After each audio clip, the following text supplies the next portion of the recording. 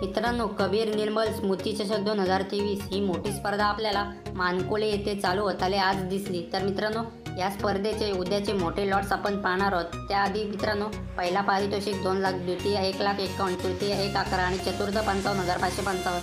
तर मित्रांनो, उद्याचे लॉट्स आपण पाहू।